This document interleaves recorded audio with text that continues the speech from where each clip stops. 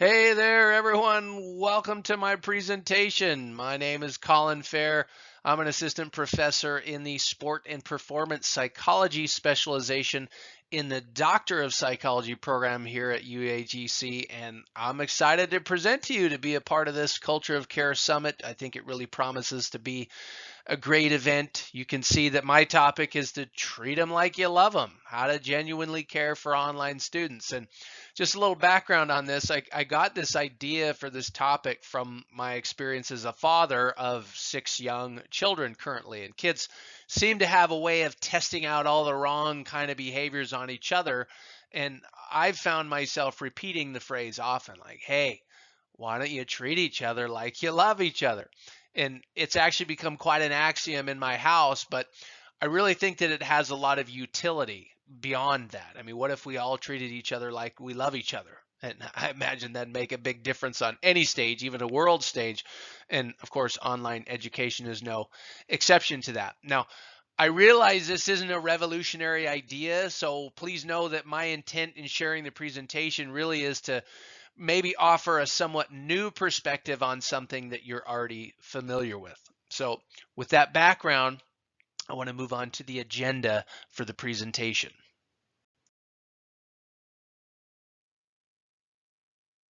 So to start out, the first thing I want to touch on is why is this important, and especially for online educators in higher education. So to make the case for that, I'll touch on some of the realities of online education from a student perspective, as well as the influence that faculty and staff can play in this. Of course, from there we'll go on what does it mean? Like, you're not sure what I mean when I use such a strong word as love. Well, I'll make sure to clear that up. But in this context, we're talking about compassionate love. I can just mention that up front, and it's going to be important to have a solid grasp of that and what that means when we consider specific recommendations for fostering that. And then lastly, how do we do it? This is the bulk of the presentation. I mean, I want you to walk away with several what I call sticky note ideas that can serve as reminders to implement this in your daily work. Now, one last thing that I think is important to note before we dive into it, there's going to be a mix of suggestions informed by the literature as well as just several of my own recommendations. What I've discovered in this is it's a relatively sparse area of research. So maybe you'll walk away with a few study ideas of your own. I don't know. We'll see what happens. All right, so let's dig in here. So to start off, I want to briefly touch on a few specific reasons for why I think this topic is relevant for promoting a culture of care at UAGC and beyond that, of course. And so the first thing is the prevalence of online education. It's been growing for many years, and we all know it experienced a rapid acceleration because of the familiar world events that occurred in 2020, 2021, and even into 2022, what we all endured. And so that forced even traditional on-ground institutions to adopt the model that we're so familiar with. And despite the return to on-campus settings since that time, most college students still take at least some online classes. So the National Center for Education Statistics has all the numbers on this. There's around 2.8 million students enrolled in exclusively online universities like UAGC, and that number is out of 8.5 million total students who take any online classes. So essentially, it's about 15% of U.S. college students who attend primarily online institutions, and around 60% take some sort of online classes. So the majority are experiencing this form of learning. And of course, the reasons for this are really numerous, but essentially online institutions create access to education for more students. So at online institutions like UAGC, we have a mix of traditional age students, but a much stronger representation from working parents or members of the military and established professionals who, quite frankly, they're unable to attend a traditional on-ground university because of their schedule. So the asynchronous online platform in particular, it is and will continue to be appealing to a diverse student body, which should contribute to the continued growth of online learning into the future. So secondly, and of course, probably equally important, is that we see a 10 to 20% lower retention rate in online students than in traditional settings. So in other words, the popularity of online learning is growing, but institutions need to do a better job of keeping students. So it's a matter of finding ways to combat attrition, which of course is an issue for any kind of institution and a goal, but especially an overarching institutional goal at UAGC. We're specifically aimed at improving retention, reducing attrition, and so this topic is especially salient. Now, perhaps one reason that retention rates are not higher in online students is maybe because they face unique challenges. So technology frustrations are probably something we all can relate to. Right when we think that we have something figured out, then it changes. There's a new update or something, right? So it can be especially frustrating for students who may lack the resources to afford those latest updates in the software or the tech or whatever it is. And on top of that, the coordination aspect of an asynchronous learning environment, whether that's with faculty members or classmates, that can be a challenge. So think group projects, right? One of the best things about asynchronous online education is that, well, it's asynchronous. So it allows for faculty and students to work on things at their convenience, but at the same time, it can be hard to coordinate. So this can lead to frustrations with timing and delays in hearing back. So a student may have an urgent question, but not hear back from a faculty until 2 days later, or a classmate if they're working together on something. And this is much different than being able to visit a faculty member during on-campus office hours or ask a question during face-to-face class. And then the last sort of challenge that I'll mention here is that online students can feel isolated at times. And I know faculty and staff, sometimes we can feel this as well. And discussion boards for a student, it can feel sterile, and students may feel like they're more of an entity than a person that really can create a real challenge for them. So with all of this in mind, I mean, why should we care as faculty and staff at UAGC? And, of course, I hope it's obvious by now, but we have an important role to play in the student experience. We can call it the art of online teaching or whatever, but it's just what we do matters. Our presence matters. There's a person on the other end of every digital interaction, and we are the role models of what we'll get into, compassionate love.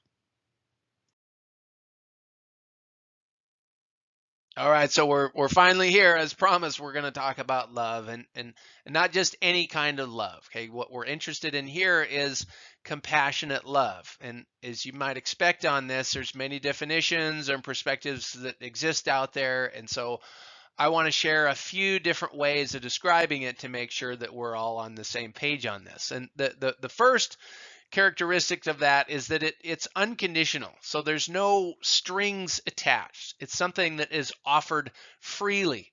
So I do not only offer it to the best students.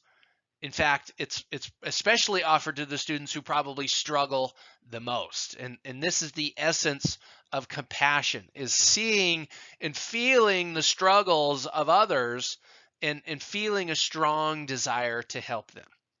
So another way in that vein to describe it is that it's other centered.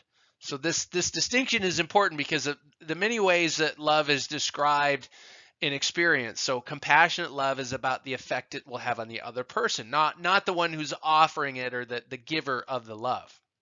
This by itself is powerful. So as I said a moment ago, it's really born out of a true desire to alleviate the struggles, or dare I say, even suffering of others. And in this instance, we're talking about our students. The struggles are real. Some of them, it may be beyond the point of struggle to where it's real suffering. And compassionate, and having that compassionate love, or that other-centered, unconditional approach to it is what we're getting at here. And then lastly, compassionate love, it's unreciprocated. So that's the I don't know, maybe one of the best ways that we can describe it. So we offer it freely, expecting nothing in return. So this I think is the key distinguishing factor. that differentiates compassionate love from other types of love. So we're not offering it because of what it will do for us.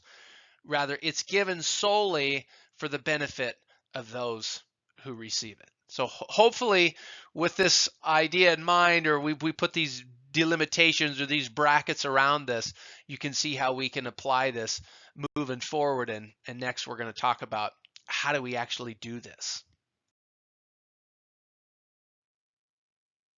Now, first I need to mention it's not my intent to get too mechanical with this. I know that love can be conveyed in many different ways. So my goal is to focus on four, right? Four, we'll call them ways of being that transcend the stereotypical mechanics of teaching. So the first one is social presence. So this I think could be a real challenge in online education, because if you think about it, how can someone feel loved by you in any way if they can't feel your presence? Beyond that, how can you know that you're emitting love if you don't also feel something? So there's a real dimensional aspect of this social presence idea. So we could say that it has both an individual dimension and an interpersonal salience to it. So in other words, it can be felt and distributed on both levels. Now, of course, this varies, or it may vary depending on the type of interaction. The social presence we have in a discussion forum may be different than what is felt in an email or a class announcement, for example. So importantly, though, social presence in online education, and we know this, it can be enhanced through the use of technology, but only if we choose to use what's available to us. So I taught an online course once, and I started recording audio or video feedback for assignments that I'd upload for the students to view, right? So instead of just typing it all out, I started recording it so they could hear me, they could see my face and expressions and those other nonverbal cues that are really powerful. And I had a student tell me that it was the first time a professor had ever done that, and that it made the class feel more personal, almost like what they would expect in a face-to-face classroom. It really made a difference for that one particular student. And since then, obviously that was a positive reinforcer. I've continued to do that and experience similar feedback from other students. And of course, it makes sense, right? Because love, it's a personal thing, and it can't occur between two detached entities. So with that in mind, and we should strive to personalize our instruction as much as possible. Again, I said this at the beginning, it's like this isn't some groundbreaking revolutionary idea. It's just reminders to really get us to focus back in. And this, of course, can pose challenges within a centralized curriculum model like we have at UAGC. But the story I just shared, it occurred in one of those models. So a 2-minute personalized audio or video recording providing feedback for a student, it takes hardly any time on the part of the instructor, but it carries with it immense weight from the perspective of the student. And indeed, it's a really easy way to ensure that students feel like you actually care. But simply recording a personalized clip of audio or video by itself, that's not enough on its own. We have to lead everything we do with what I like to call, here's your sticky note idea, an ethic of love. And this truly, it's most easily recognized in the tone of our voice, whether that's written or oral. And if you're familiar with the communication program in the book, Crucial Conversations, right? That first step in that program is called Start with Heart. And in essence, we should always assume good intent. And more importantly, we should lead into every interaction with good intent. And that, again, that sounds obvious, like, well, okay, well, of course, maybe my intentions, but sometimes we have to step back and like assess and be aware of what our real intention is and how we're going about something. So of course I want to help the student. It's like, okay, but are we conveying that in a way that is loving, so it will be the most positively well-received way? And of course, I'm sure there's a lot of ways to go about this, but I have a sticky note on my desk that says, share your intent, right? To start with that. And so to me, intent comes from the heart, and so does love.